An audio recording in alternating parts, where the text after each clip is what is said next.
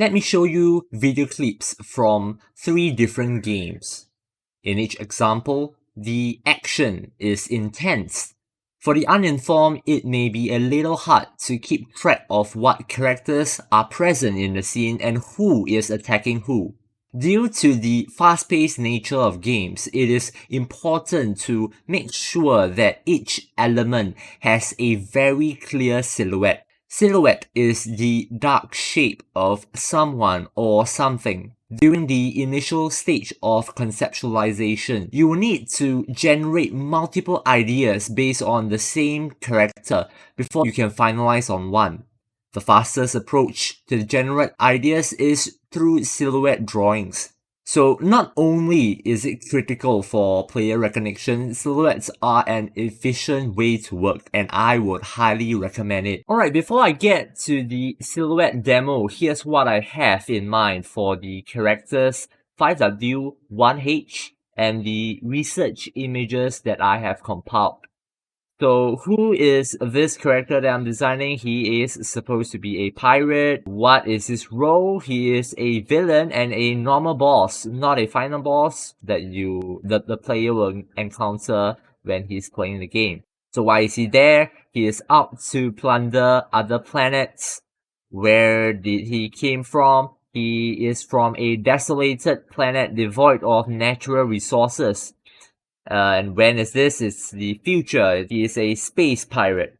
And how does he attack? How does he function in the game? He is big and tank-like and attacks with brute force. So this is the pool of images that I have compiled for this particular character design. You can see over here that I've found multiple artworks and images of pirates that I like. Note that these are stereotypical portrayals of pirates from movies, books, etc. Modern pirates don't actually look like this, they actually look more like terrorists. However, I want to establish a quick read of the character's occupation, and I think this is the mental image of pirate, if you ask anyone. Other research images comprises of robots since he is supposed to be from the future. I also have images of weapons commonly used by pirates and some additional images that can inspire me in sort of a different direction. For example, I like this particular space helmet design and have incorporated this element in one of my silhouettes later on. Since he is technically in space, I was also thinking about the possibility of perhaps making him an alien. Lastly, I just love the Davy Jones character from Pirates of the Caribbean, so I added his image over here. I liked his swagger and attitude and hope to create a character along the same vein. Okay, moving on to the silhouette demo. This demo was recorded and sped up to about 3 times the normal speed. Now, I usually start the silhouette process with a very rough line drawing. For me, it's quite difficult to just paint silhouettes straight away. The goal right now is to get the overall shape of the design down.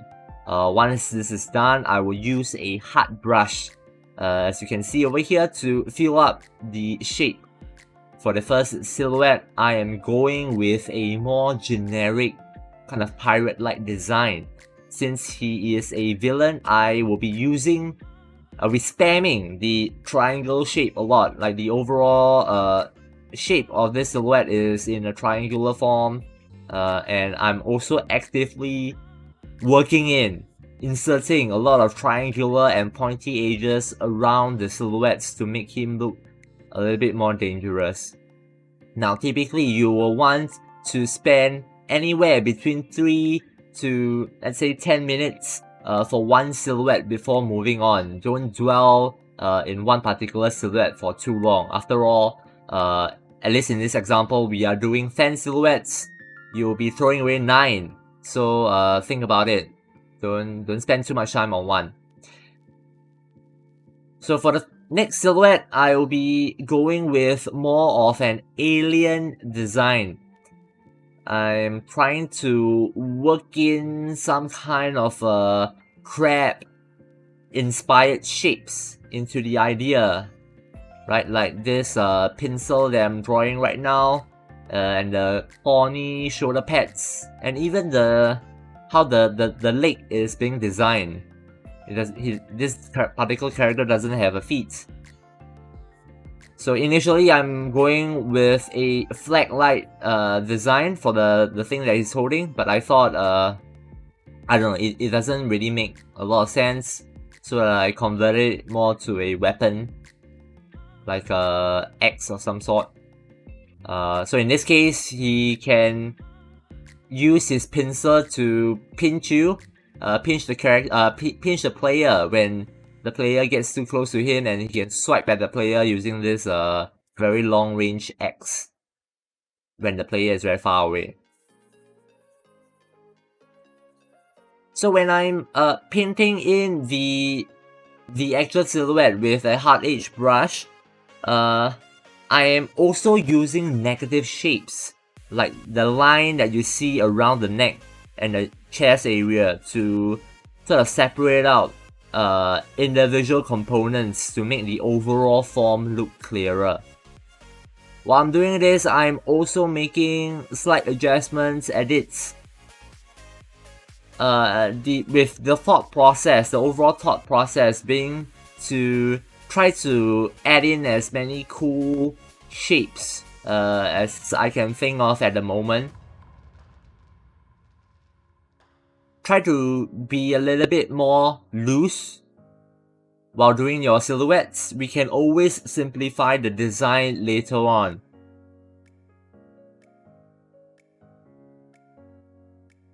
So don't feel too restricted right now.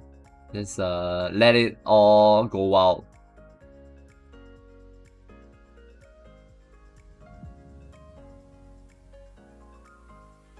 Have fun with your silhouettes. That's the key.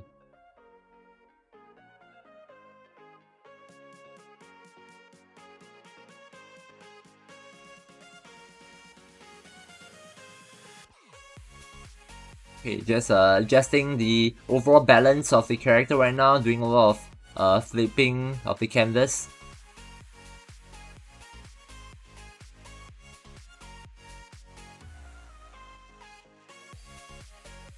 Okay, moving on to the third silhouette. For this, I am thinking of a slightly different approach for the design. Instead of a bulky frame, I am toying with the idea of a slightly more dwarf-like character holding a big cannon. The tank part, if you can recall, in the how question, the character is supposed to be tank-like, so he can absorb a lot of damage. So this tank component, I'm thinking, instead of it being on the character, is actually the character has this robot parrot companion that is acting like a shield for him. So for this particular silhouette design, I am drawing the robot companion standing behind him. Now during the boss fight, I'm thinking maybe the parrot can fly around, protect the boss while he's shooting at the player from afar. It's always good to be thinking about all these things, even though you are not the game designer. But it's always good to think about the gameplay possibilities when you are designing the character. Your role as the concept artist is to get the development team and the player excited about the art that you have designed. And it really shows that you are concerned about gameplay. You're concerned about how this character will function.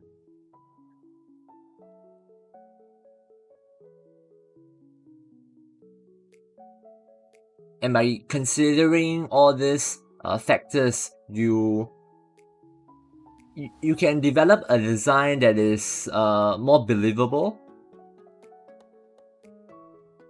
Okay, I'm using negative shapes over here to kind of cut out his left hand so that the shape of the hand doesn't get lost together with the cannon that he's holding.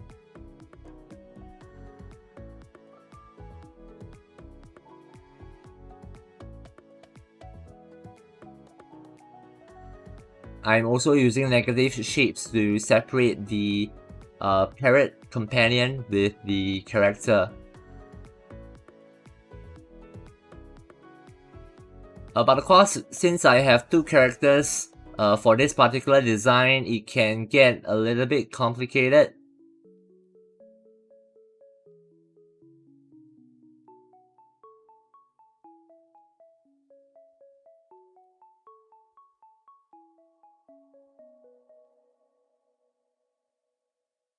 Okay, so what I intend to do here for a better separation is to actually brighten up the silhouette of the parrot character at the back, so that there's some form of depth separation.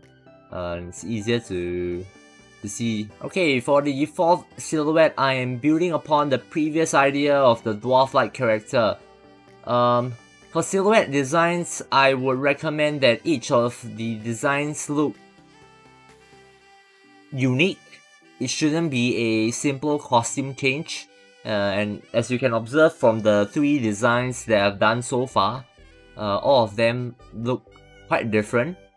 But it also doesn't mean that you have to start from scratch for each design. As you can see over here, I'm just changing up the idea a little bit. So instead of having a robotic companion, he sort of has a robotic vehicle. So in this design, he is operating a robotic octopus. He can attack you with his long-range weapons or swipe at you with his tentacles if you get too close to him. Now when working on your silhouettes, you should also be thinking about how to break the symmetry of the shape. One of the easiest things to do is to either draw the silhouette in standing at a pose, or you can just vary out the weapon that the character is holding. So perhaps he's just holding the character with one hand. One of the easiest way to break out the silhouette, the symmetry of the character, of the silhouette. Or he could be holding a different weapon on each hand. Something like this. The problem with symmetrical silhouettes is that they tend to look a little bit boring.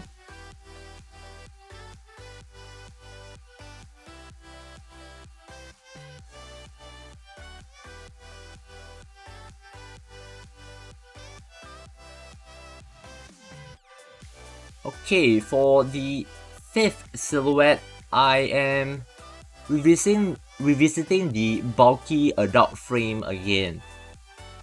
This time I am thinking that perhaps he can be holding on to a huge treasure chest on his shoulder.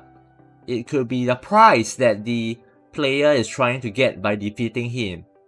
Or it could contain a secret weapon that the boss can bust up once his HP is low. You know how when you play games, the boss has suddenly this secret form or this secret weapon that he only brings out when his health is low towards the end of the battle to make it more exciting.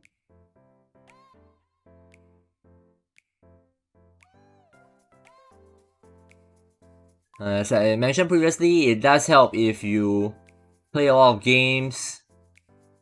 You know how some of the stereotypes or tropes of certain game characters work.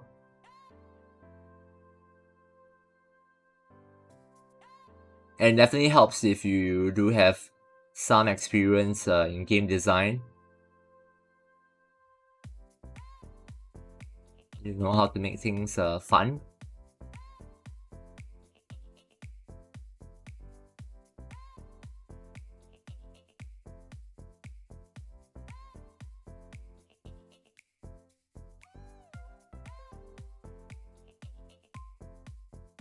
Now, due to the slightly more complex nature of this silhouette, there are forms that are in the foreground, forms are in the background. I'm also using the two-tone approach that I did for the third silhouette, the one with the robotic parrot.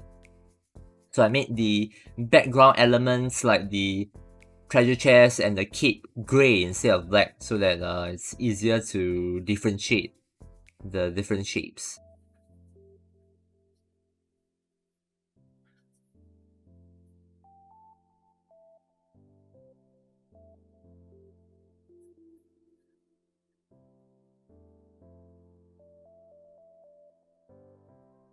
Okay, at this point, I must admit I'm a little bit exhausted thinking about humanoid designs, so I cheated a little bit. I did this one that is slightly more alien-like with a slug-like lower body.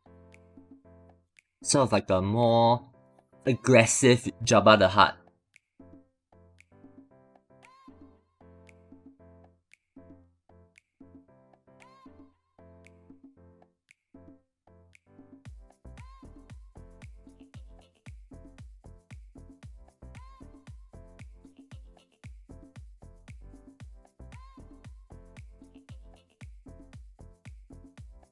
While it's possible to do silhouettes traditionally, you know, after doing this process in the digital format for so many years, I do find that it's a lot more convenient. The process is a lot faster, simply because you can use tools like the lasso tool and transformation tool to very easily manipulate the shapes. Right, you can scale the shapes, you can scale the shapes, you can flip the canvas horizontally, vertically to check the balance of the silhouette that you have created. All these things are difficult or downright impossible to do with the traditional tools. So it really expedites the whole process, and it's very useful when you are in the industry. Time is a very valuable resource.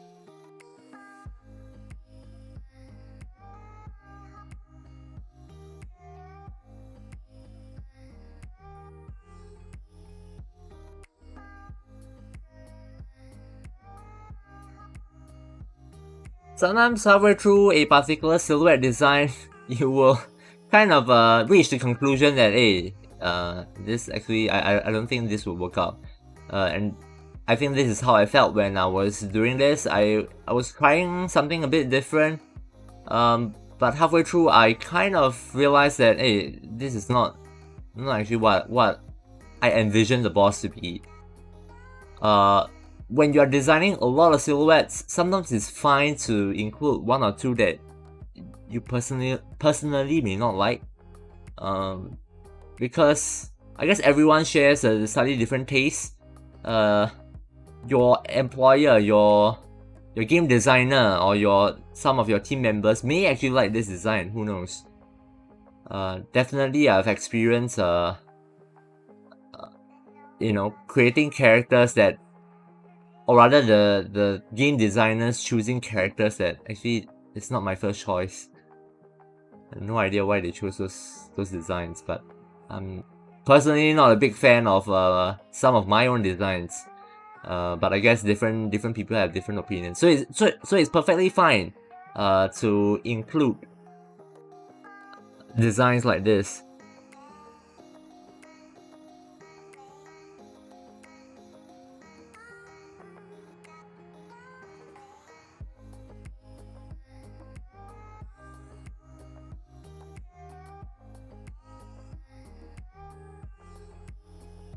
Okay, so the design draws a lot of inspiration from the space helmet on that particular reference that I mentioned before. Now looking back, it kind of also reminds me of Mysterio from Spider-Man as well.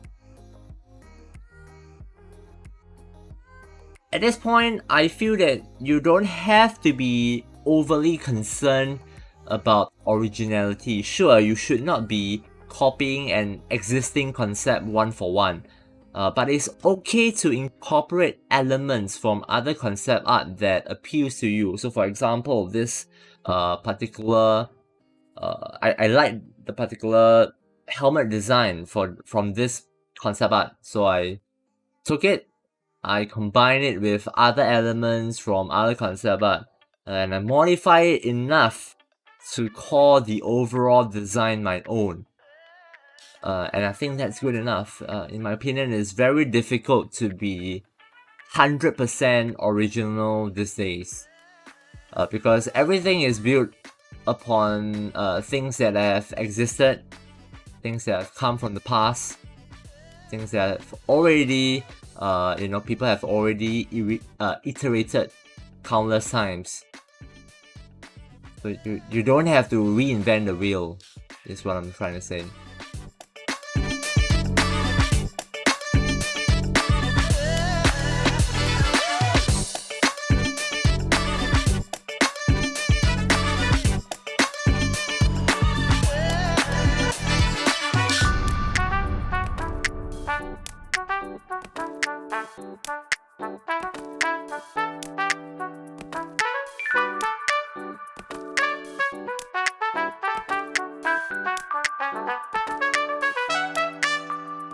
And creating your silhouettes, you don't have to be too mindful about whether it's clean or not, whether your sketch is clean or not. Of course, it should be clean enough for you to be at least able to identify your own designs.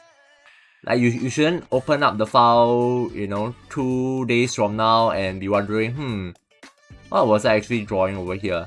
As long as it is clear to you personally, it is good enough in my opinion.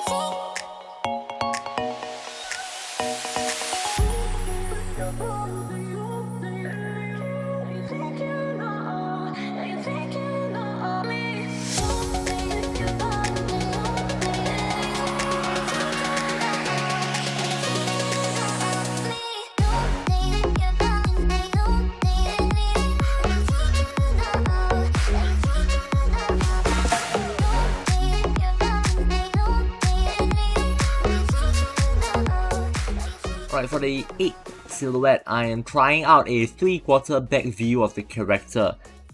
This is to showcase the dead shark that the pirate is using as some form of a headdress. Now usually you want to design the character's silhouette in his front view. In this particular case though, there is a specific area and a particular attitude of the character I want to highlight that warrants the different view.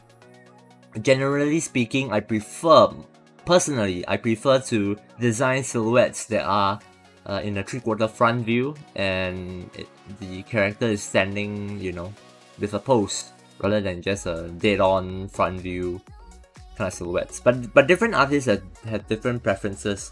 The merits of drawing a straight-on front view silhouette is that it's a lot faster to do that. But personally, I find that a straight-on front view is a little bit harder to showcase the character's personality. You can tell a lot based on how someone stands. You know,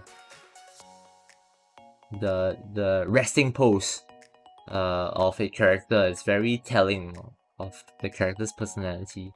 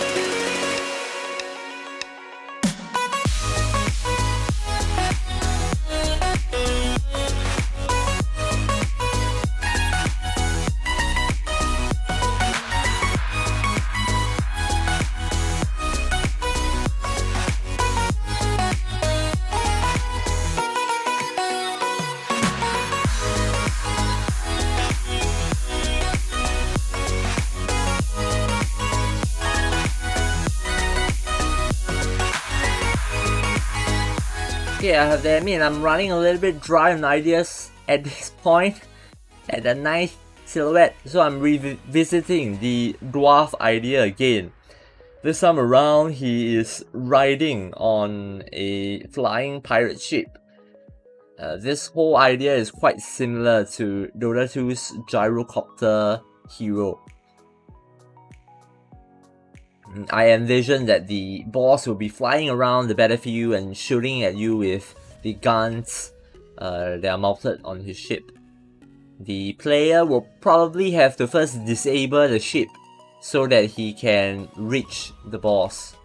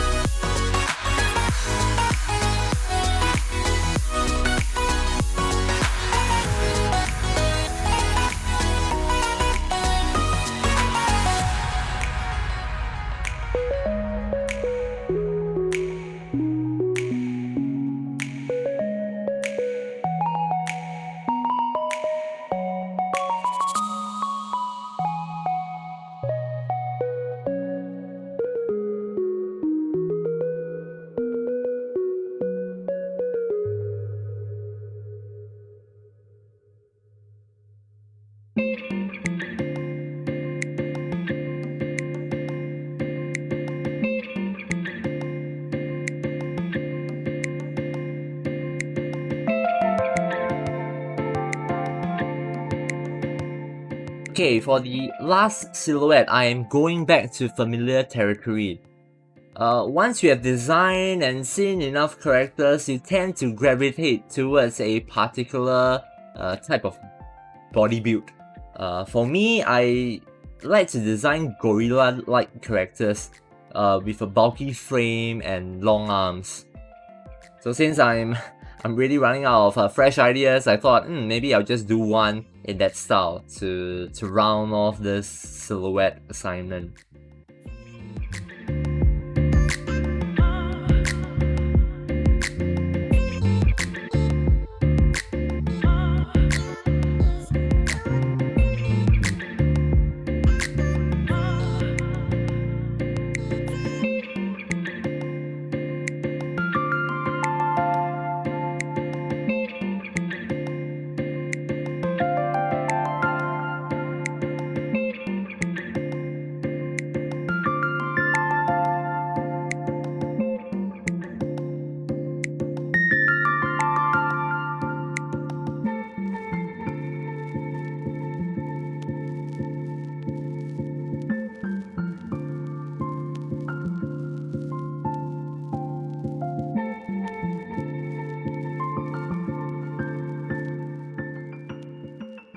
course, as with every silhouette, I try to incorporate some elements of that resembles the stereotypical portrayal of a pirate.